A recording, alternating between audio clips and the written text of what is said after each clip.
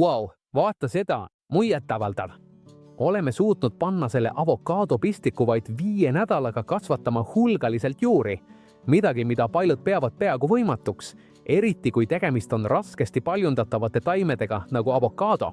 Ja kõige uskumatum on see, et me saavutasime selle kasutades materjale, mis on praktiliselt igas kodus olemas ning tänu ühele suurele saladusele, mida ma selles videos sinuga jagan. Selle tegemine on väga lihtne. Kasutame tavalist puhast pudelit. Suurus või pakkus ei ole olemine. Võid kasutada ükskõik millist, mis sul kodus olemas on. Mina kasutan seda siin, sest see on nende pistikute jaoks väga mugav. Nüüd, nagu näed, märgime punktid, kuhu teeme väikesed augud. Kui need on märgitud, siis noaga teeme augud väga ettevaatlikult, täpselt nii nagu videos näitan.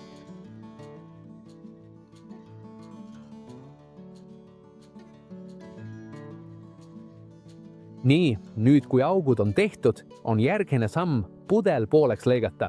Seda osa, mille eemaldame, ära viska ära, sest hiljem kasutame seda väikese kasvuhoone efekti loomiseks, mis aitab niiskust hoida ja soodustab pistiku juurdumist.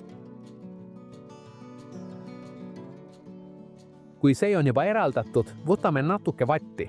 Seda kasutatakse ainult selleks, et perliiti ei valguks välja nende aukude kaudu, mille just tegime. Nii et lihtsalt asetame vatti nii, et see katab täielikult augud ja see osa ongi valmis. Nüüd on aeg lisada perliit. Perliit on väga odav, kerge ja äärmiselt tõhus materjal paljundamiseks. Lihtsalt täidame pudeli umbes 3/4 ulatuses, jättes ülemise osa vabaks. Ja kui sul ei ole perliiti, võid kasutada ka pestud jõeliiva. Tegelikult toimib see päris hästi. Siiski on perliit mulle isiklikult paremaid tulemusi andnud ja seetõttu kasutan selles meetodis just seda. Kui meie paljundaja on valmis, vajane anumat, mis suudab vett hoida. Selles juhus kasutan sügavat taldrikut, aga võid kasutada ükskõik millist muud annumat, mis sul kodus olemas on. Ja nüüd ongi aeg võtta pistit. Selles näites kasutan avokadopistikut. See väljakutse sündis tänu ühele inimesele, kes paar kuud tagasi küsis mult, kas see süsteem töötaks ka raskesti paljundatavate taimede puhul. Ja juba praegu võin öelda, et jah, eduprotsent on mind väga üllatanud. Valime umbes 10 centimeetri pikkuse pistiku, see on umbes $4. Oluline on, et pistik jääks täpselt nende aukude kohale, mille me tegime. Kui peame seda natuke kohendama ja veidi lühemaks lõikama, et see ideaalselt sobiks, siis lihtsalt teeme seda. Nüüd võtame väikese tüki aloe veerad ja hõõrume sellega kogu lõike alumise osa üle. Seejärel katame selle ala natuke jahvatatud kaneeliga. Kaneel on looduslik vahend, mida kasutatakse sageli seente tekke vältimiseks. Kui see on tehtud, paneme pistiku perliiti, kuni see jääb oma lõplikule kohale.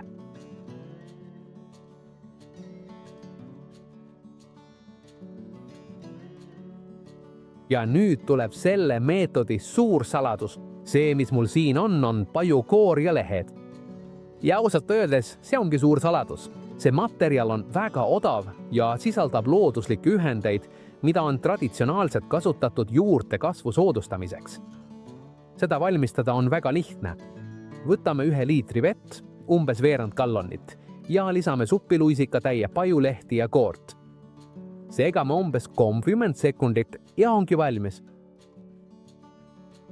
Nüüd lisame selle segu taldrikule vähehaaval, kuni saavutame umbes 2 või 3 sentimeetrit ehk umbes 1 tolli vedelikku. Ja just siin juhtub midagi väga huvitavat. Niiskus hakkab aeglaselt kapilaarselt ülespoole liikula.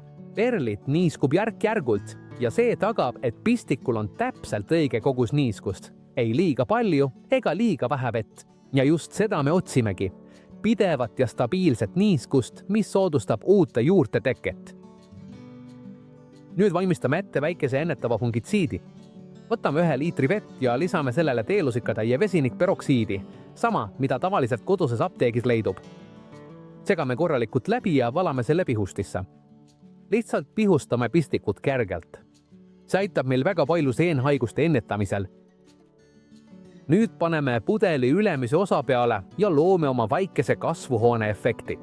Viine paljundaja kohta, kus on palju valgust, kuid otsese päikese eest kaitstud. See on väga oluline. sest kui asetame selle otsese päikese kätte, võib pistik kuivada ja kogu töö läheb raisku. Veel üks väike nipp, mida tahan sinuga jagada, on see, et mul on isiklikult väga hästi toiminud selliste paljunduste tegemine 2 kuu ajal. Miks? Traditsioonilise põllumajanduse ja paljude põllumeeste kogemuse järgi kipub selles faasis maht rohkem koonduma taime alumisse ossa, see tähendab juurtesse ja varte alustesse. Just sellepärast kasutavad paljud inimesed neid päevi pistikute tegemiseks, ümberistutamiseks ja igasugusteks töödeks, mis on seotud juuresüsteemiga. Samuti on oluline valida õige aastaaeg. Isiklikult olen parimaid tulemusi saanud talve lõpust kuni kevade lõpuni. Just siis, kui temperatuurid muutuvad pehmemaks ja taim hakkab taas aktiivsemaks muutuma. Seda võib teha ka varasügiselt, kui kliima on pehme. Vastupidi, ma väldiksin seda tegemast keset suve kõrgete temperatuuride tõttu ning samuti keset talve, sest paljud taimed on siis praktiliselt puhkeolekus ja juurdumine kipub olema aeglasem. Veel üks asi enne lõpetamist. Seda meetodit võid proovida peaaegu iga puuliigi puhul. Kui sa mõtled seda teha mõne erilise liigi või mõne puuga, mida oled alati arvanud, et on võimatu paljundada, siis tõesti, sõber, proovi ära, sest see meetod ja see paljundussüsteem on ühed kõige tõhusamad, mida ma seni olen proovinud. Tegelikult on see juba peaaegu professionaalne tase, aga tohutu eelis on see, et me teeme seda väga lihtsate ja peaaegu kõigile kättesaadavate vahenditega. Näiteks mina prooviksin seda sidrunipuude, apelsinipuude, granaatõunapuude, viigipuude, oliivipuude, mooruspuude ja isegi mõnede ilutaimedega, mida tavaliselt on veidi raskem paljundada. Lõppkokkuvõttes sama ainus viis teada saada, kui kaugele see meetod ulatub, katsetamine. Ja nüüd tuleb kogu asja parim osa. Pärast 5 nädalat ootamist on lõpuks käes hetk, et teada saada, kas kogu see töö on vilja kandnud või mitte. Ja ausalt öeldes olid närvid väga suured, sest üks asi on teha katset ja hoopis teine asi on näha, mis seal sees tegelikult juhtus. Nii et hakkame seda lahti võtma ja vaata seda. Vapustal. Kohe kui lähemale läksin, märkasin esimesena uusi võrseid, mis pistikust välja tulevad. See oli juba iseenesest uskumatu märk. Aga oota, sest sellega asi veel ei lukka. Vaata, milline ine.